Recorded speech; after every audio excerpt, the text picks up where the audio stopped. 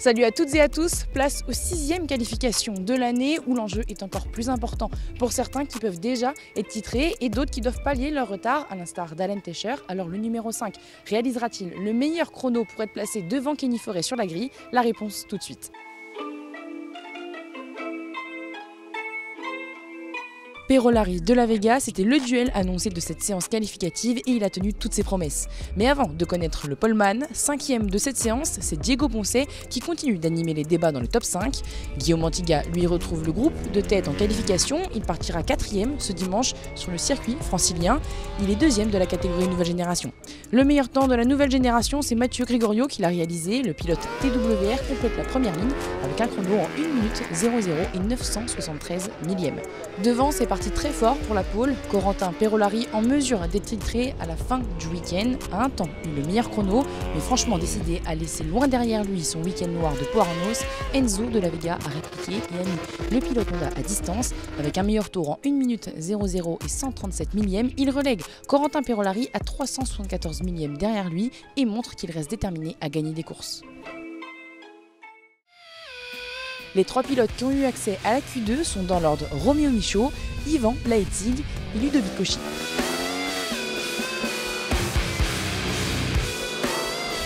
Loïc Arbel termine 7e des qualifications et 1er challenger. Il partira en 3e ligne dimanche. Les 6 premiers pilotes de cette séance de qualification sont tous tombés sous la minute. Le rythme était donc élevé. 5e temps et 3e Honda, Martin Renaudin réalise une bonne séance qualificative. Il partira aux côtés d'Hugo Clerc 6e et d'Alain Tescher 4e. Le pilote CBO Honda n'est pas parvenu à retrouver son rythme des essais libres et s'élancera de la 2e ligne. Devant lui, c'est son coéquipier qui a pris le 3e meilleur temps pour seulement 13 dixièmes. 2e, Jérémy Guardoni signe sa meilleure performance de la saison en qualification. Le pilote Yamaha signe un 59 237 millièmes dans le dernier tour. Nouvelle pole position pour Kenny Forêt qui chassait un chrono en 58 mais prend le meilleur sur ses adversaires en 59 secondes et 172 millièmes. Au guidon de sa BMW, le numéro 1 marque un peu plus les esprits à la veille des 2 courses du dimanche. Samedi en fin de journée, une averse s'est abattue à quelques minutes du départ, mais ça n'a pas empêché Gillard et Corchard de s'imposer une 4e fois en F2 cette saison.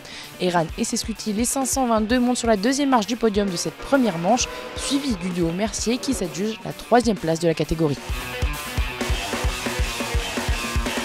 Du côté des F600, Vitoz et Pierra passent le drapeau à Dany le 3e. L'équipage Vinet est l'auteur d'une 2e place sur le circuit Carole. Le père et le fils Peugeot se rapprochent un peu plus du titre en remportant la manche avec 20 secondes d'avance.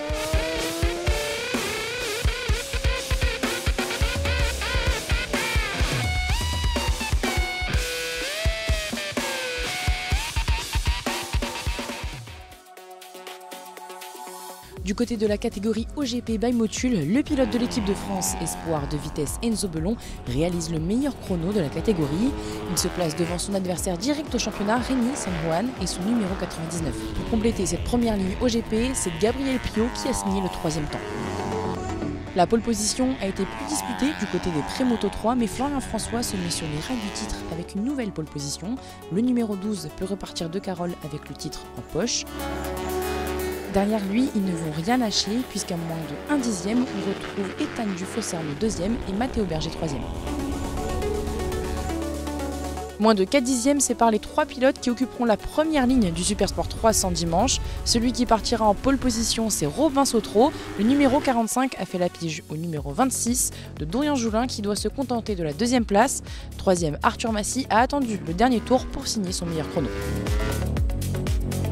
En Moto 5, on retrouve 3 habitués des avant-postes dans l'ordre suivant. Teddy Berthelot qui s'empare de la pole devant Louis le Neveu et Arthur Dallard, le leader du championnat qui complète ce trio de tête.